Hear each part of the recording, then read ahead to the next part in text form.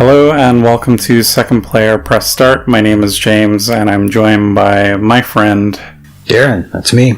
And tonight we're going to talk about Detroit Become Human. The full game I think is a week or two away from release, but we downloaded the demo and I played through while Darren sat next to me and watched. And a little background behind the game: it's the same developers that did Heavy Rain as well as Indigo Prophecy, or I think in Europe it was called Fahrenheit.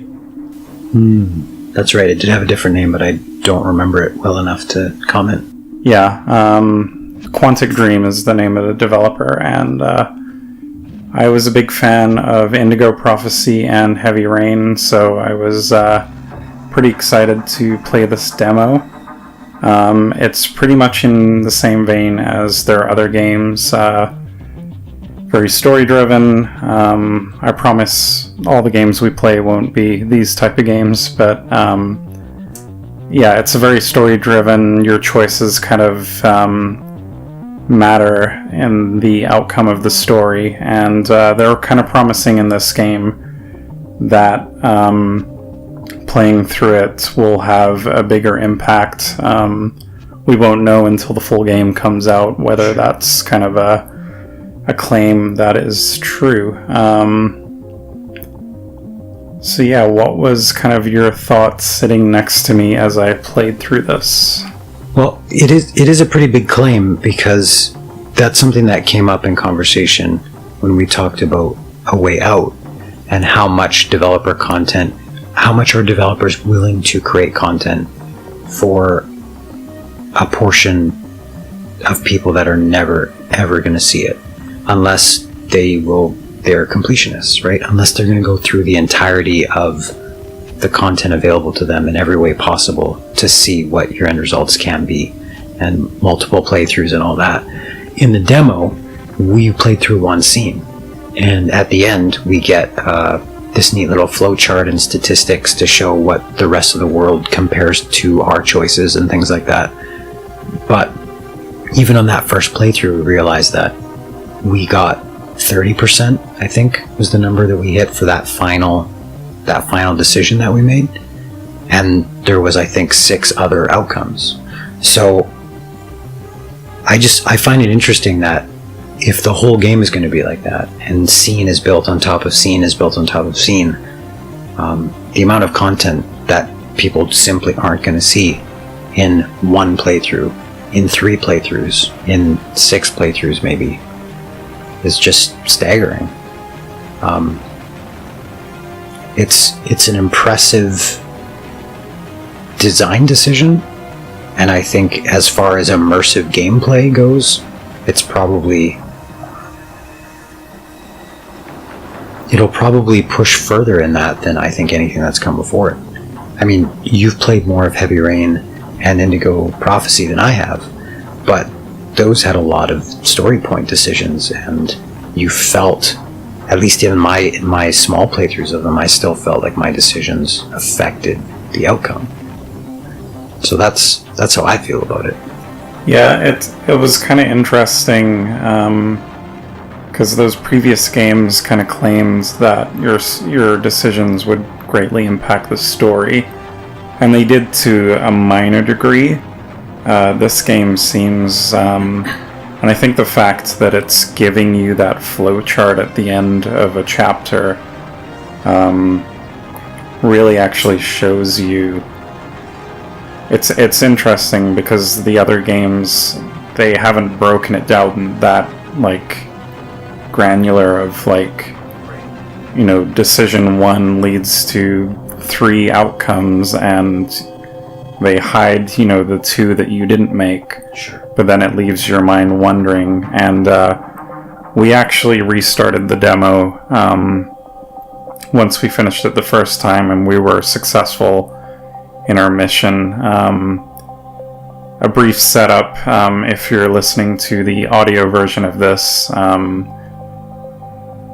the demo is basically you're an android police officer, and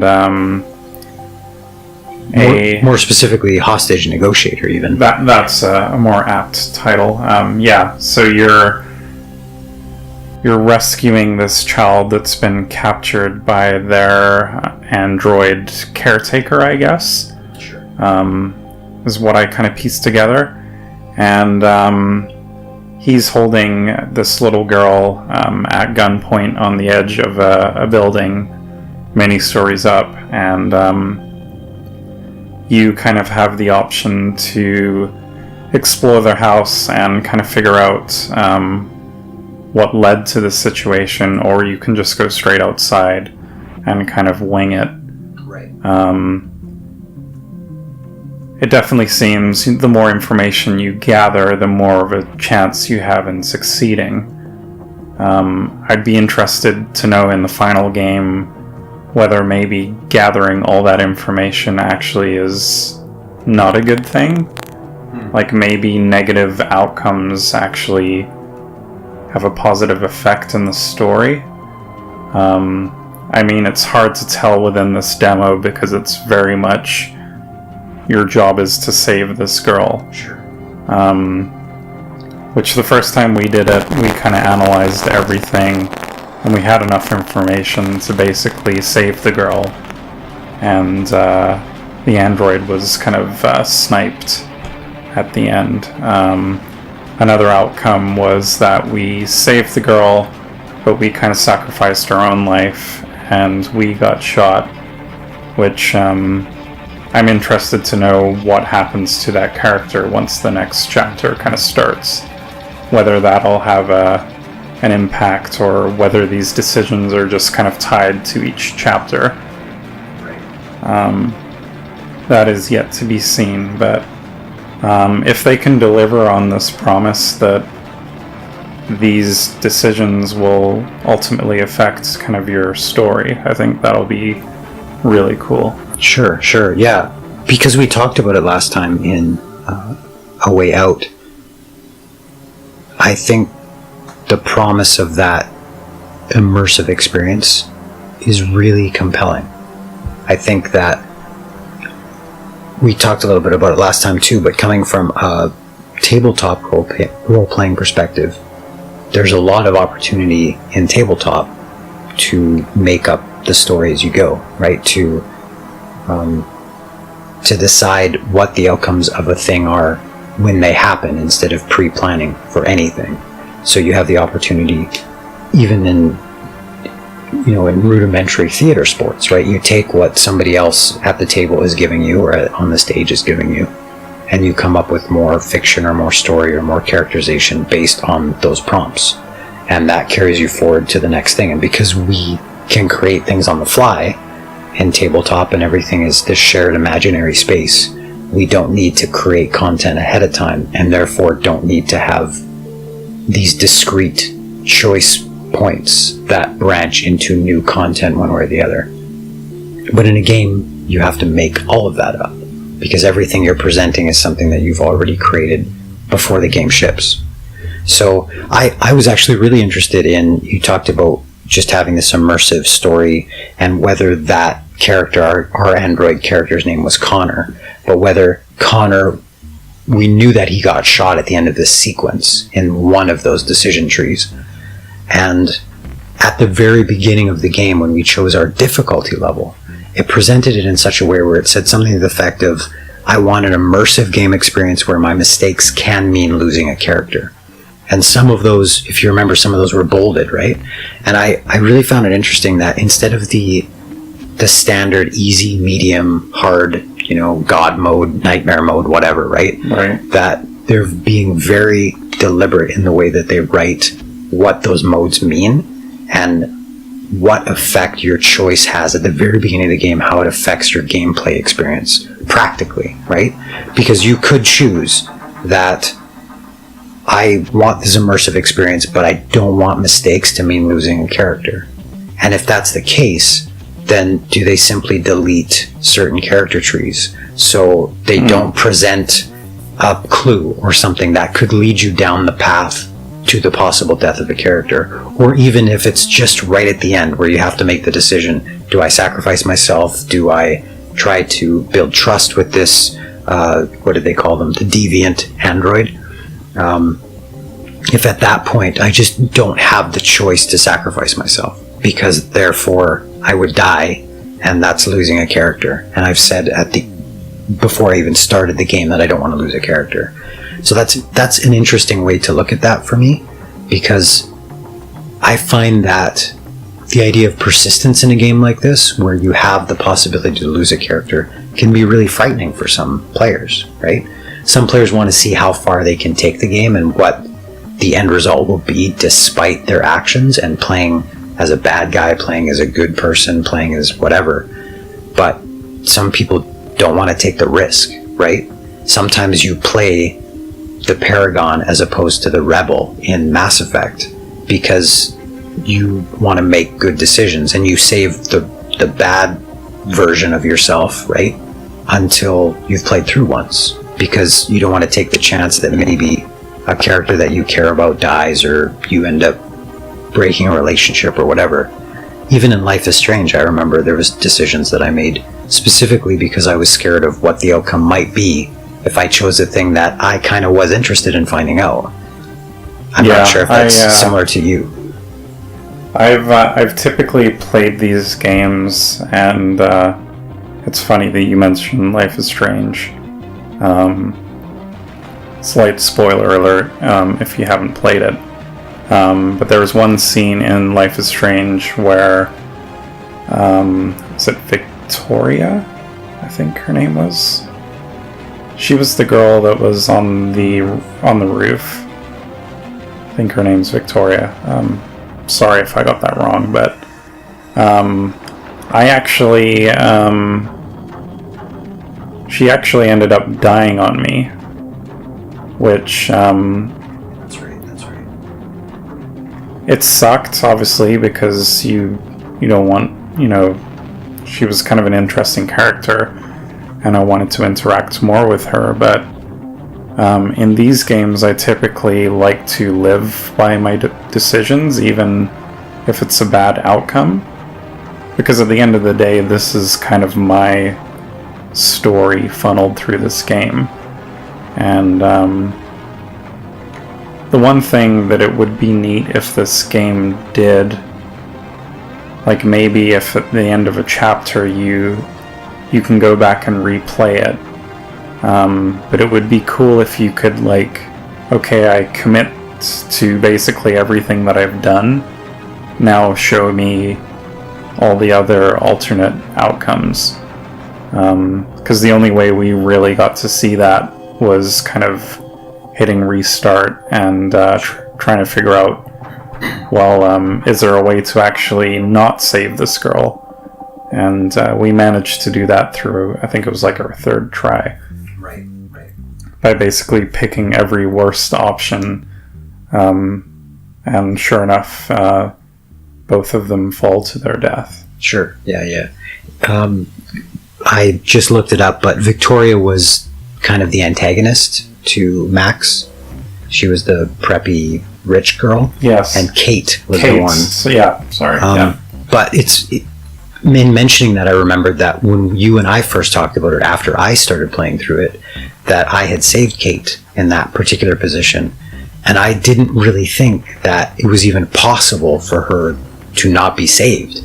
So when I found out that was your play experience, that blew my mind in that particular instance, because having not played that game before, or many games like that before, to be that immersed in it and realize that I could have lost my friend at that point would have been pretty devastating, I think, especially knowing that as Max in that game, I had the power, right, the superpower, to do something about it, and I failed.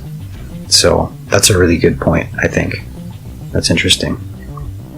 Yeah, and the interesting thing that this game did at the end of kind of your playthrough, it shows you that flow chart, and it actually,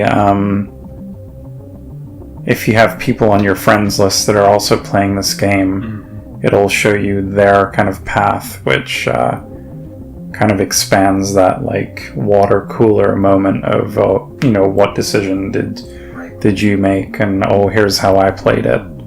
And then they even break that out down to what every player that's played this has done. Sure. Which I know a lot of these games do that as well, but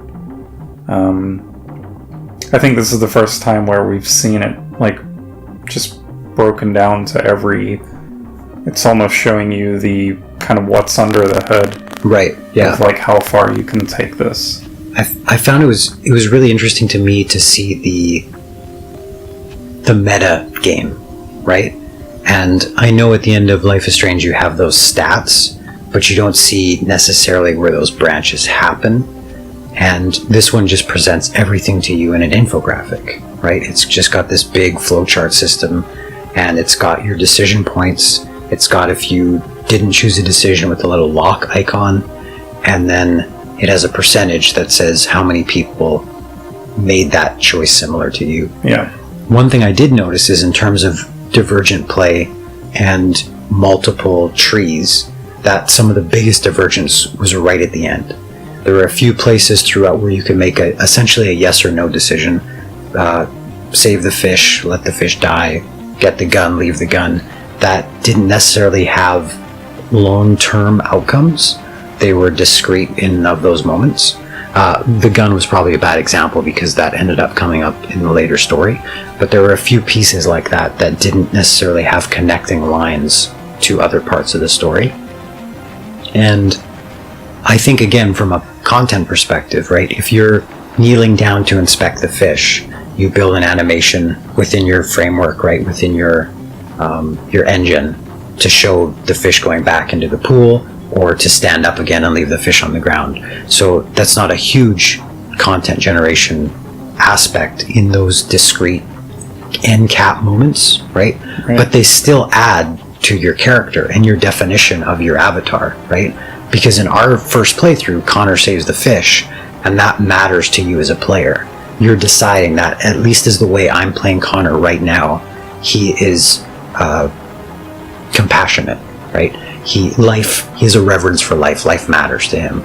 So then when you play through and you try your damnedest to save the little girl, and hopefully to save the deviant android, it's because you've already established that this is who Connor is as a person. And I find that fascinating. I really liked in Heavy Rain, I remember just playing some of the early parts of that game, but even brushing your teeth as a character and looking in the mirror and going to the bathroom when you wake up in the morning, inserting yourself into the life of this person in a very normative way, right? This is something that people do every day.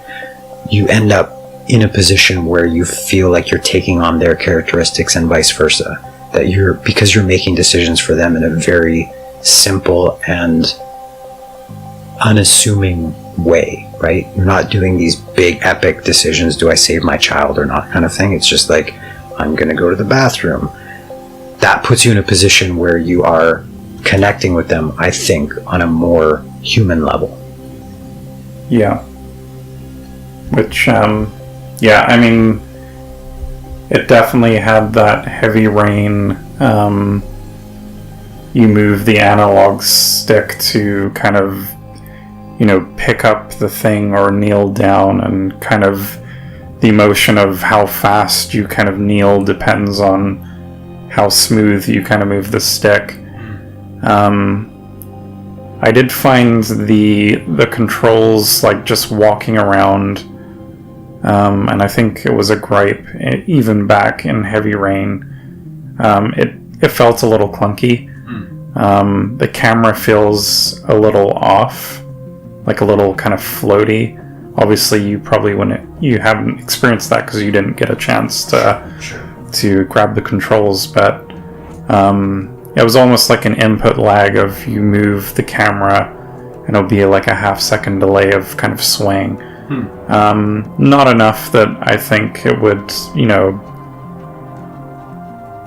kind of take away from the experience, but in terms of like controlling it, it did feel a little clunky.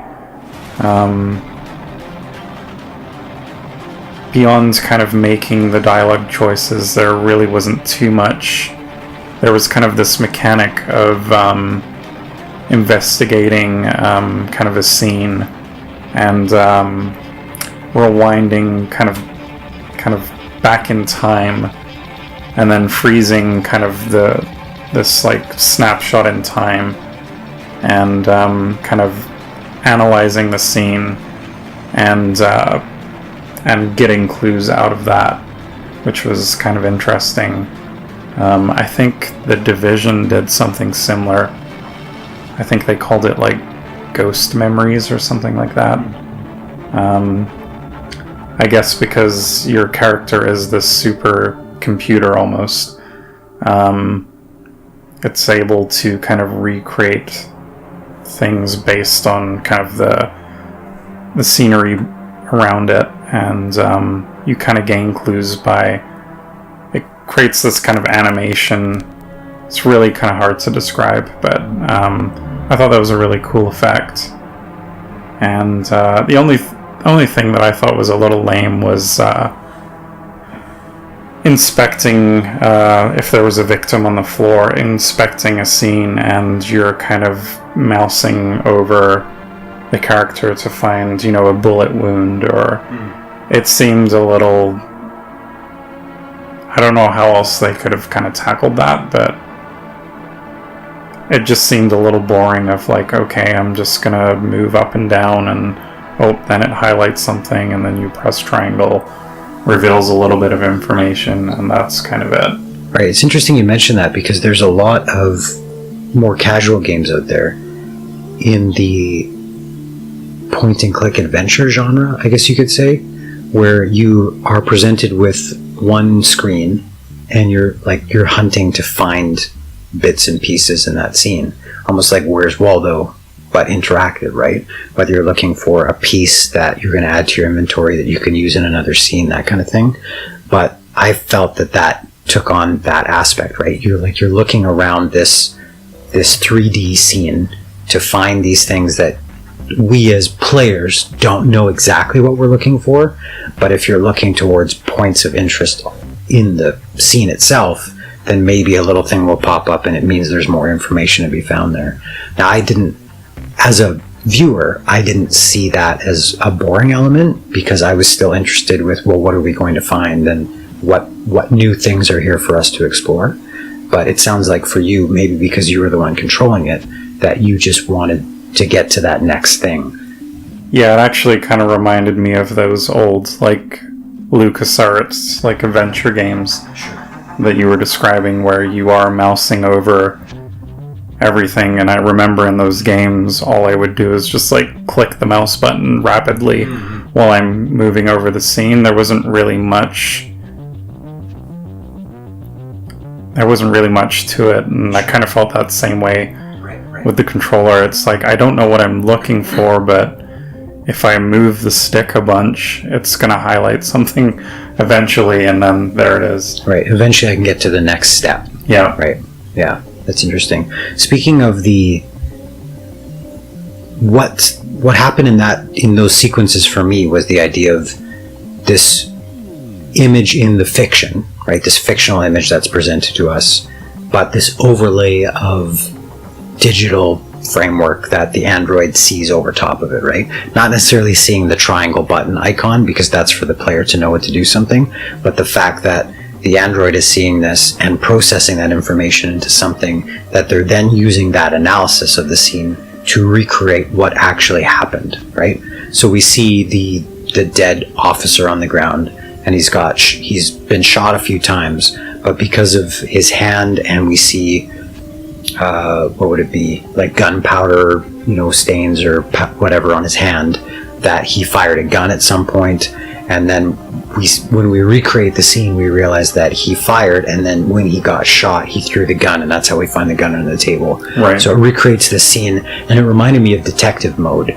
in the Batman Arkham games. Right? Very much so, yeah. Where everything's in this kind of vectorized, like see-through kind of art style, and you can experience this scene play through on top of the world that's happening right in front of your face. It's like this additional meta layer, right? And I found throughout the entire game that maybe a little bit different to, say, Heavy Rain, where the only time that you saw that overlay was in if you needed a button pop-up menu to interact with something that you saw in the fiction, whereas this one you could overlay all the time.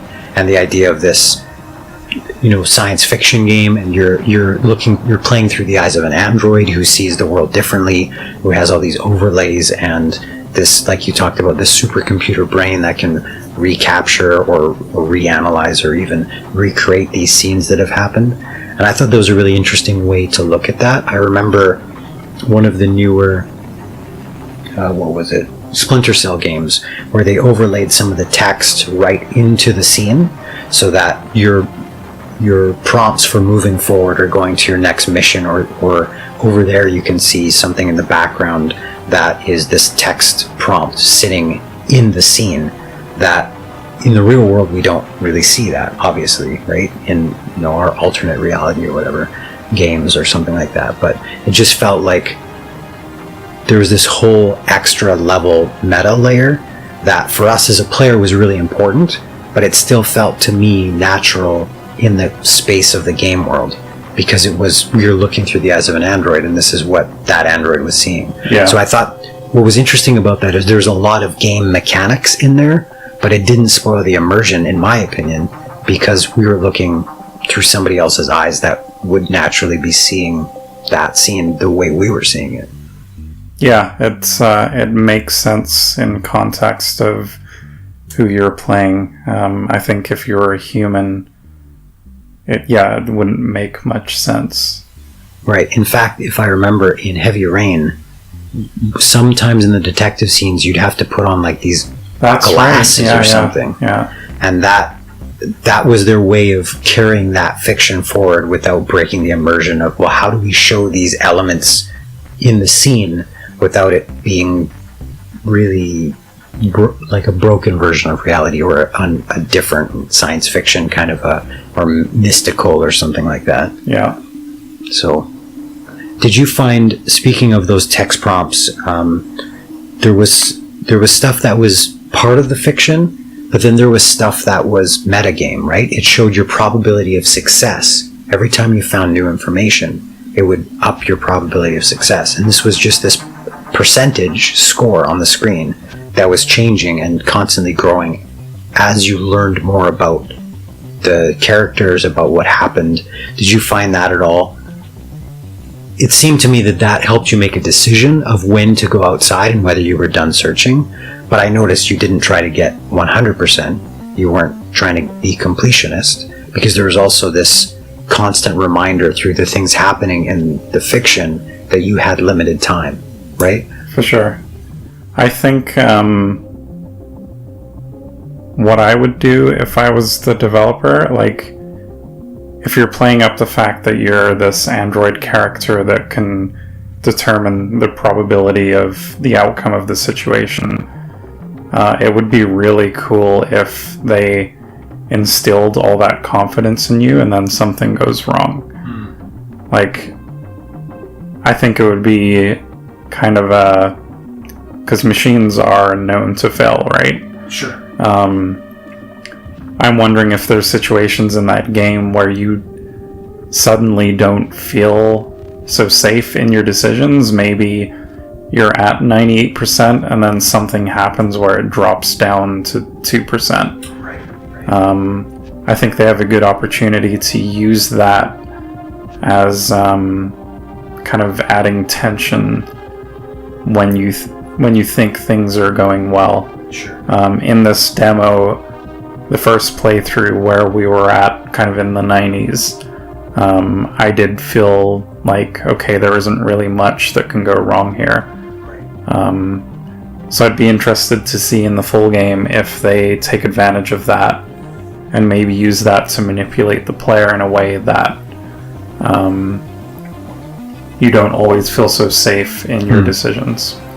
Right. Yeah, one of the things they specifically wrote on the screen after finding certain clues was, how did they write that?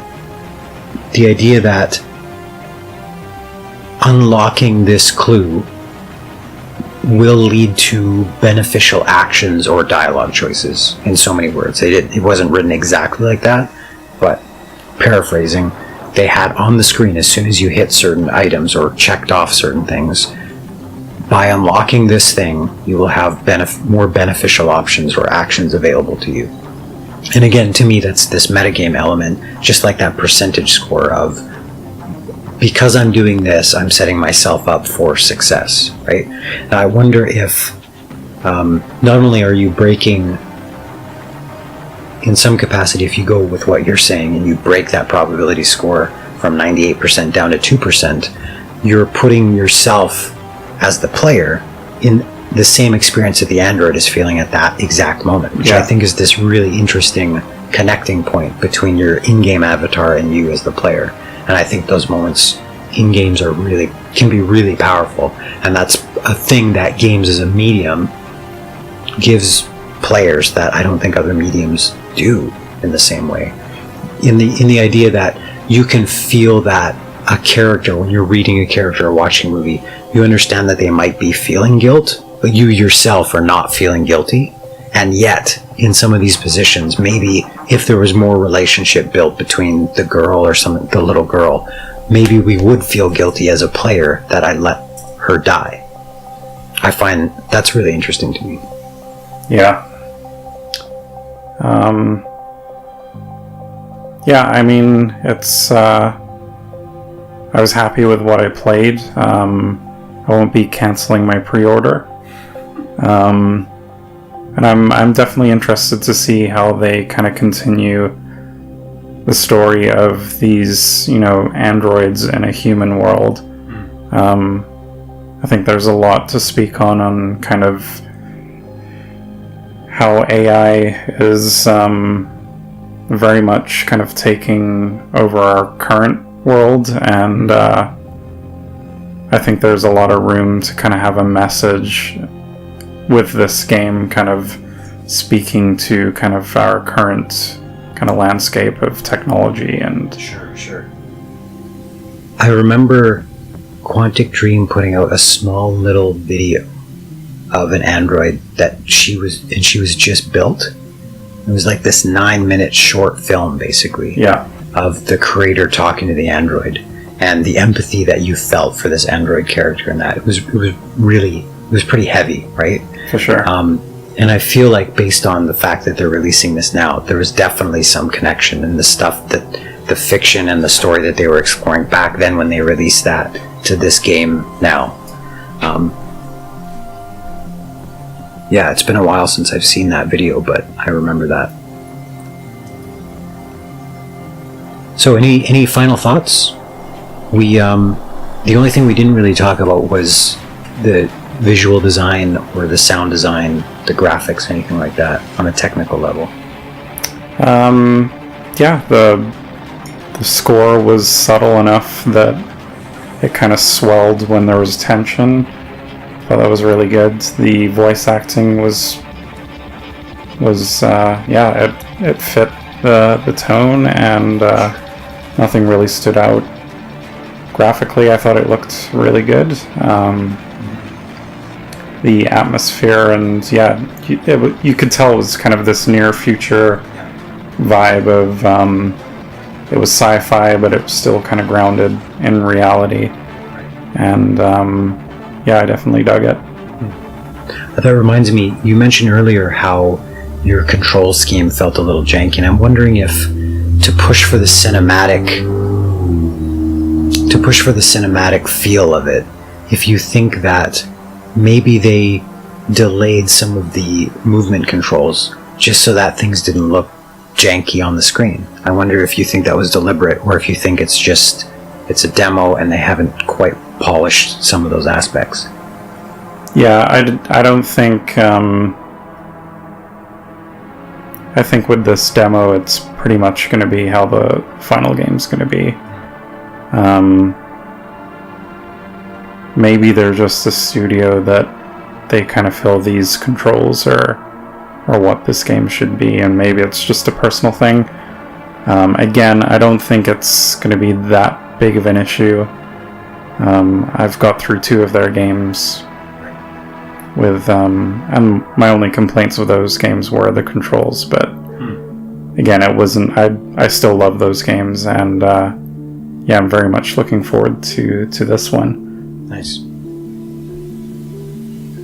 I think that does it, unless there's any more thoughts off the top of your head. I did notice, I thought it was interesting, but there was a melody line at the very end of the sequence. No matter what happened, this like swelling musical score was just like, I recognized the piece of music, but it was almost like a sped up version of it. And it was just, I don't know why it triggered me, but probably because it sounded like it was a thing from Star Wars, or a thing from like something that was really well known. Right. But this was the same melody line that was just done faster. Right. I don't know why I picked that out, but I thought it was funny. So they used a sequence of notes that sounded similar to something else. Yeah. I don't know. Anyway, I'm sure that happens. Like the idea of the collective consciousness, right? Where sometimes you honestly came up with an idea completely out of nowhere, and yet there's somebody on the other side of the world that came up with the exact same idea. Yeah. No idea is original. Do androids dream of electric sheep? Yes. All right. Well, that'll conclude this episode. I'm sure we'll probably play the full game at some point. Sure. And we'll chat a bit more. But until then, we'll sign off. And how do we close this thing out? Well, considering we just started working out what an intro looks like, maybe we need another episode to have a proper ending. All right.